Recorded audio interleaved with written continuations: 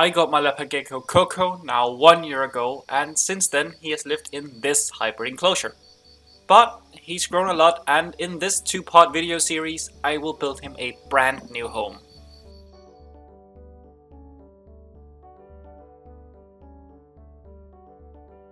As you all know by now, Coco soon needs a new terrarium. And this is not the terrarium, but it is the cabinet that the terrarium will stand on. So I figured I'd include this as well.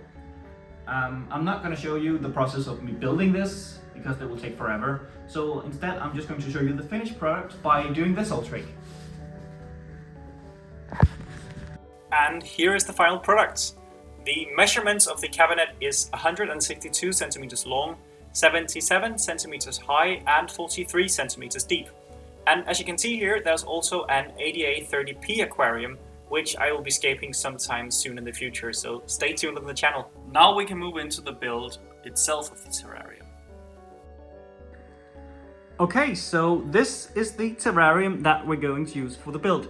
This is the Terra large wide terrarium, and it also comes with this background right here, but we're not really gonna use it, so I'm probably gonna put this to use otherwise. We're gonna build our own background and we're gonna build everything in here ourselves.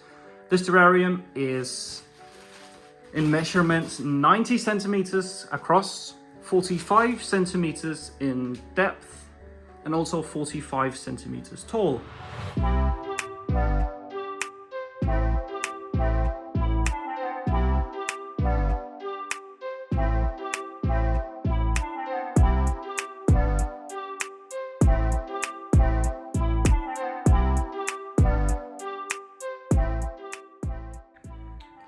Okay, so I've put the terrarium down on the ground now because the first thing we need to start working on is the background, the custom background that we're going to build in the terrarium.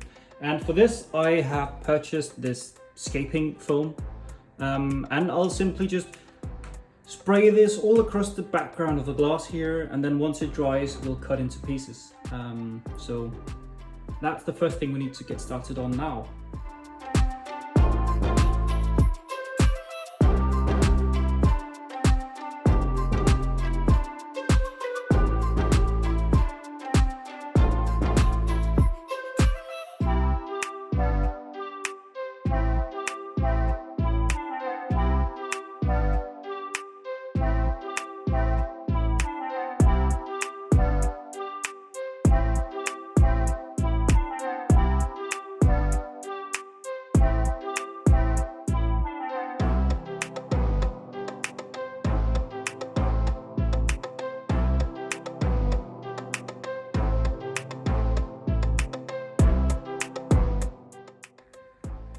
Okay, so this is how it looks after all of the foam has been put in. And it might look a little bit ugly now, but don't worry, we will cut everything into pieces and tear off any of the bits we don't want once this has cured. But in the meantime, there is actually some details that I already now would like to add into the background. Now, because I'm adding UVB into this enclosure, Coco needs to have a basking spot, and that's where this rock here is gonna fit in. I'm gonna place this up in the background somewhere where he'll be then able to crawl onto it. That's the plan, at least. And then I also have some of these, which are from the old egg crates, which I have used to build hides, but you'll see that coming up. I'll also just place these into the background and then put some more of the escaping foam around them to kind of create some ledges and some more texture going outwards as well.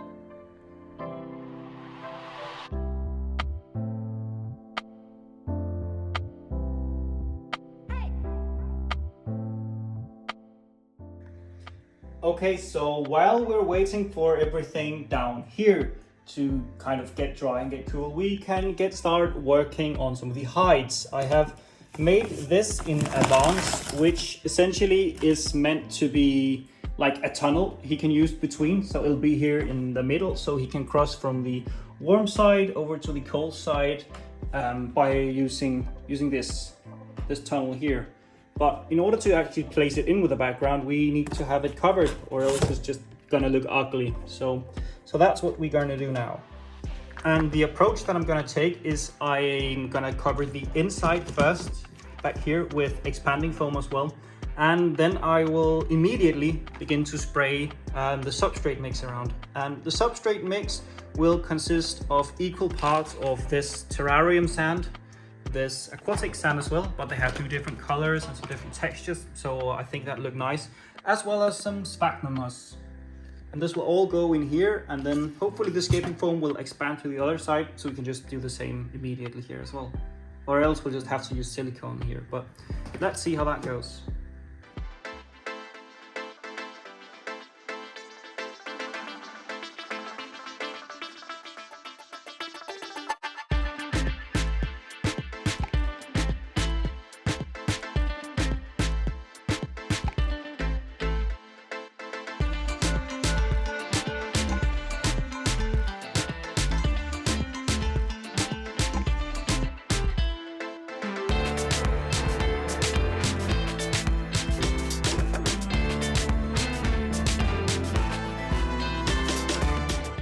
I also have this old hide that is currently in Coco's enclosure.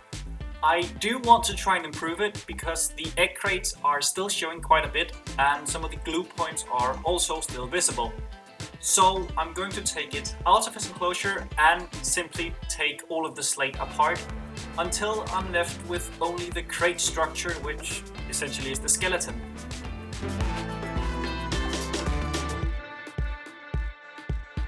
I have now cut 4 pieces of styrofoam into place and I will put silicone on each of the pieces.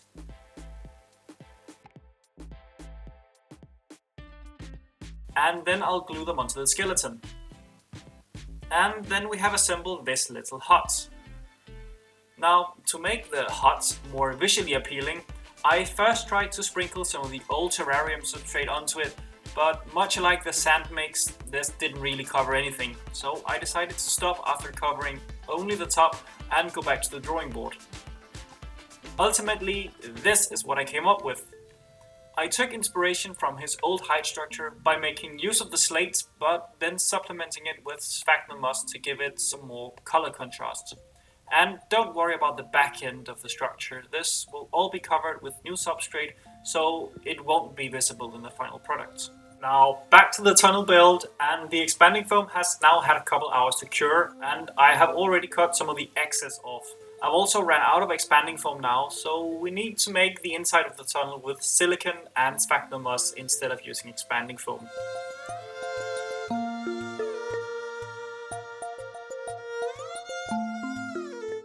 The reason for why I'm gluing most of the inside and using expanding foam on the structure that will essentially be covered in substrate is because I do not want there to be any gaps in the tunnel where substrate can potentially enter and block off the tunnel for Coco. Also, from the sides I will be able to look into the tunnels, so I would prefer it if I could not see the egg crates at all, so it also helps visually as well. It is now the next day and the scaping foam has had time to cure overnight. That means that we can now cut off all of the excess and begin carving out the layout of the background. And my idea here is to create smooth surfaces that the silicone will stick easily to, but I also do want there to be some textural differences that will create a nice visual effect.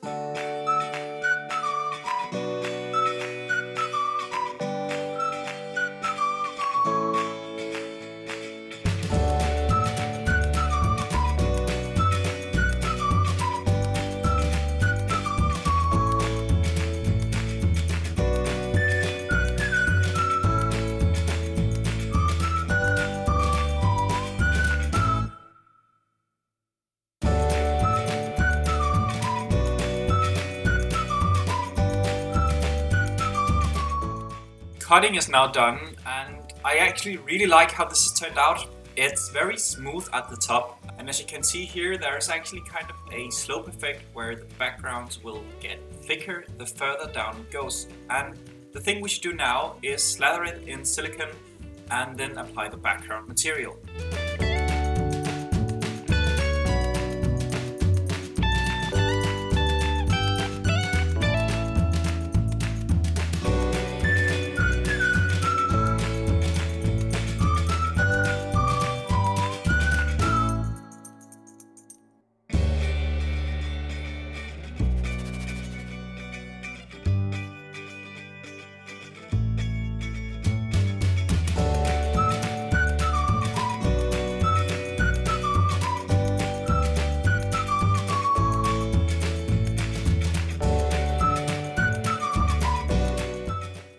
material I'm going to be using for the background is a mixture of substrate, some of the sand mix, and also some sphagnum moss as well. I'm going to put this all over the background, so it should be primarily green. Hopefully I will still be able to get some of the effects that I tried to carve into the background visible as well, but we'll see how that goes.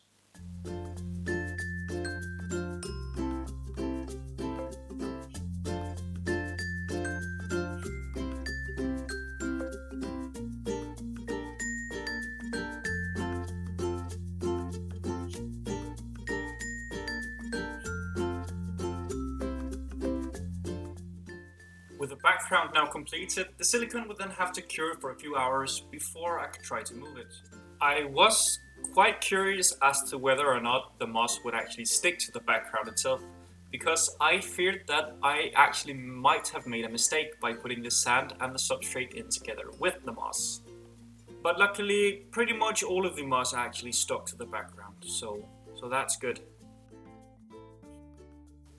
So here's how the background looks, and I've added the basking rock back into the background, and I do actually think it makes a big difference. I also do think that the background would look much better once the lighting is added onto the terrarium, because now I do think it just pretty much reminds me of a bad football pitch. There are also some bare patches where the moss simply have fallen off, so I'll try to cover those now.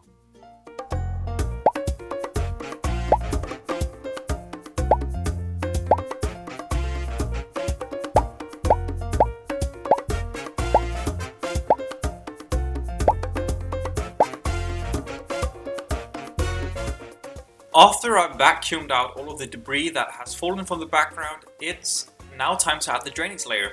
For this, I'll be using leca. Leca are small round clay balls, and inside each one are tiny air pockets, which makes them really good at both holding a bit of moisture and allowing air to move through. And because of that, leca is often used in planted terrariums and bioactive setups like the one I'm building as the drainage layer.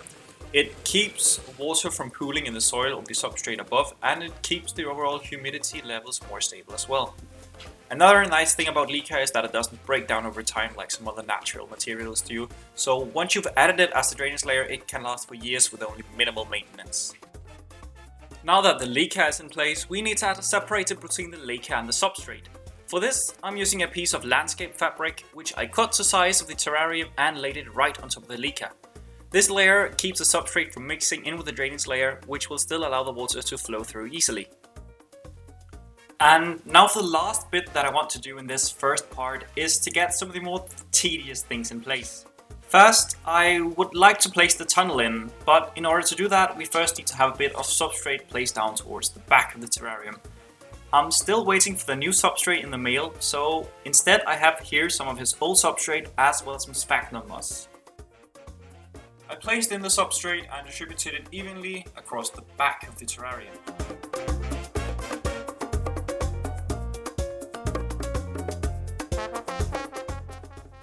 And then I added in the tunnel. Remember, the white egg crates that you'll see here, which is visible, will eventually be covered with substrate, so there's no need for me to cover it up now. I do also think that having the substrate go up quite steeply will add a lot of depth to the overall scape, and look at the tank. And with that in place, it enabled me to anchor some of the wood in this way. I wanted to create a visual effect where it looked like the wood supported the basking stone. I did this by putting silicone on both ends of the wood, effectively gluing it to both the basking rock and the tunnel as well. I also added in another rock on top of the tunnel where the wood needed another anchor point in order to support the weight. I lastly covered the visible silicone with some sphagnum moss as well in order to make it look a bit nicer. And that will also be the last bit of work we'll cover here in the first part. We've covered the building of the background, construction of hides and the tunnel. Overall, we've made the groundwork for what's to come in part 2 of the video, placement and plants. Although it looks quite messy now, I do think that it will end up looking absolutely stunning. But we'll have to wait to see how that goes, I guess. For now, thanks so much for watching. Make sure you're subscribed to the channel and turn on notifications so you won't miss out on part 2. See you later.